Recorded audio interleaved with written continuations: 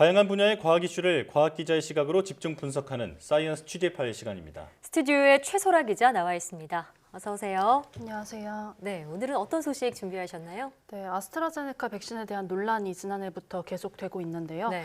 백신 효능 논란에 이어서 최근에는 공급 부족 이슈까지 발생했습니다. 아스트라제네카 백신은 2월 말에 국내 들여오기로 예정된 데다 또 유일하게 우리나라에서 위탁 생산하는 백신이기 때문에 이런 논란에 주목할 수밖에 없는데요. 오늘 자세히 다뤄보겠습니다. 네. 효능과 공급 부족 논란. 최근 아스트라제네카가 고령층에서 효과가 없다는 논란이 있었는데 이것부터 살펴볼까요? 네, 시작은 지난 25일에 독일 언론 한델스블라트 등이 보도한 기사였습니다. 예. 이 아스트라제네카 백신이 65살 이상 고령층에서 효과가 8%에 불과하다 이런 내용이었는데요. 예.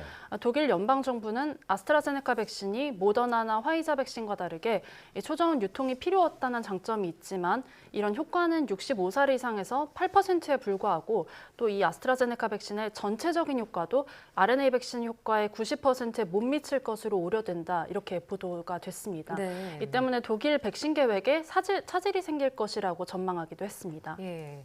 코로나19는 고령층이 감염 취약계층이잖아요. 이 연령대 효능이 떨어진다면 사실 좀 치명적인데 이에 대한 반론도 만만치 않다고요? 네, 그렇습니다.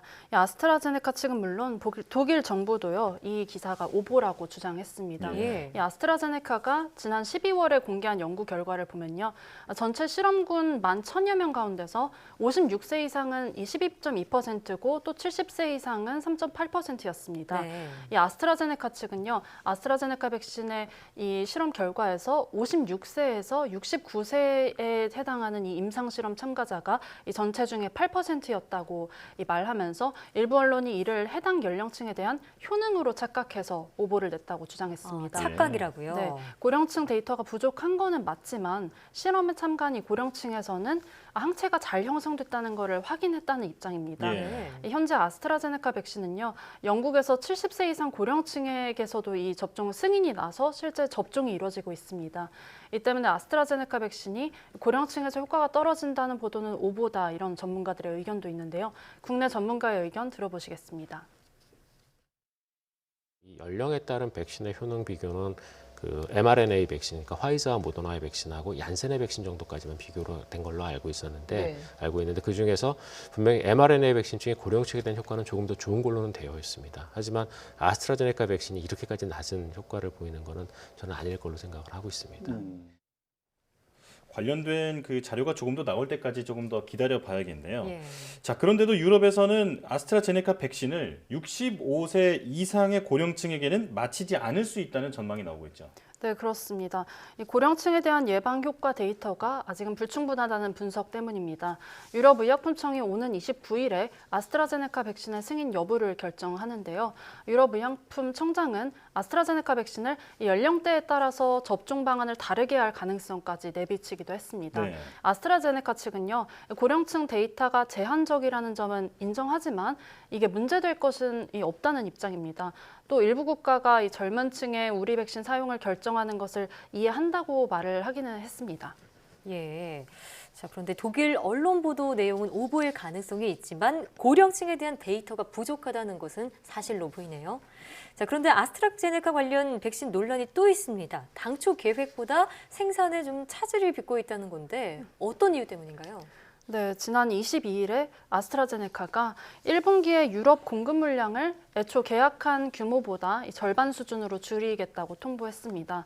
오는 3월 말까지 8천만 회분을 공급하기로 했는데 갑자기 3,100만 회만 가능하다고 통보한 겁니다. 백신을 변이 바이러스에 맞게 조정해야 되는 데다 또 백신 생산을 맡은 인도 업체에 지난 21일에 불이 나서 또 공급 물량이 부족해졌다 이런 내용입니다. 문제는 앞서서 화이자도 벨기에 생산시설 확충 공사로 3, 4주 동안 이 백신 공급량을 30%가량 줄인 상태라는 겁니다. 그렇군요. 확진자가 세계적으로 계속 늘고 있는데 화이자에 이어서 아스트라제네카까지 공급량이 줄어든 상황이군요. 자, 각국 대표들이 강경한 대응을 예고했죠. 네, 그렇습니다. EU는 이를 받아들일 수 없다는 입장입니다. 영국 기업인 아스트라제네카가 이 유럽을 제쳐두고 영국의 백신을 우선 공급하려고 한다고 의심을 하면서 이는 계약 위반이라고 공급 날짜를 지키라면서 강도 높게 압박을 한 겁니다. 예. 이 불이 난 인도 공장이 아니고 또 영국에 있는 공장에서 생산하는 백신이라도 유럽에 공급을 해야 된다, 이런 내용인데요. 함께 들어보시겠습니다. Not being able to ensure manufacturing capacity is against the letter and the spirit of our agreement. We reject the logic of first come, first served. That may work at the neighbourhood butchers, but not in contracts, and not in our advance purchase agreements. In the contracts, there are four factories listed, but it does not differentiate between the UK and the Europe. The UK factories are part of our advance purchase agreements, and this is why they have to deliver. 네, 이어서 이탈리아 총리도 페이스북에 아스트라제네카 백신 공급량 감축이 심각한 계약 위반이라면서 모든 법적 조치를 고려할 것이라고 올렸습니다. 예. 또 폴란드도 아스트라제네카와 이 화이자까지 법적 대응을 경고한 상태입니다. 네, 자 이렇게 해외 공급 차질 논란이 우리나라 백신 접종에 영향을 줄 수 있는 가능성도 있을까요? 지금으로서는 큰 차질은 없을 것이라고 당국은 전망하고 있는데요. 네. 국내 백신 공급 계획을 보면요. 코백스를 통해서는 1분기부터 화이자와 아스트라제네카 백신이 공급되고 또 개별 계약을 통해서는 아스트라제네카 백신은 1분기 그리고 얀센과 모더나 백신이 2분기부터 또 화이자는 3분기부터 단계적으로 도입이 예정돼 있는데요. 예. 우리나라에 들어오는 아스트라제네카 백신 1,000만 명분이 국내 기업인 SK바이오사이언스에서 위탁 생산한 물량으로 공급이 되게 될 예정입니다. 예. 전량이 국내 생산 물량으로 들어오기 때문에 이 백신 공급 계획에는 문제가 없을 것이라는 전망입니다. 네. 고령층 효과 논란에 대해서도 앞으로 검증을 철저히 하겠다는 입장인데요. 중대본 브리핑 내용 함께 들어보시겠습니다. 아스트라제네카인 경우에는 식약처의 허가사항, 허가 범위를 고려해서 예방접종에 대한 그 대상자를 선정을 해야 되기 때문에 코박스의 그 공급 계획 확정과 아스트라제네카의 허가사항 등을 반영해서 예방접종심의위원회 심의를 거쳐서 접종 대상자와 접종 백신에 대해서 결정을 하고 세부 일정에 대해서 다시 안내해 드리도록 할 계획입니다.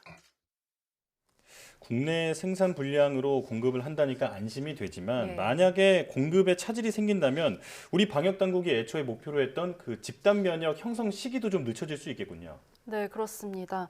백신 접종 기간이 이렇게 길어진다면은 만약에 하나 그렇게 된다면은 집단 면역 형성 자체도 문제가 생길 수 있습니다. 예. 아직 이 코로나19 백신에 대한 이것에 의한 면역력이 얼마나 유지될지는 아직 모르는 상황이거든요. 예. 예를 들어서 이게 1년 정도밖에 유지되지 않는다고 하면은 2월에 백신을 맞은 사람과 또 11월에 백신을 맞은 사람은 면역 기간이 매우 조금밖에 겹치지가 않습니다. 네.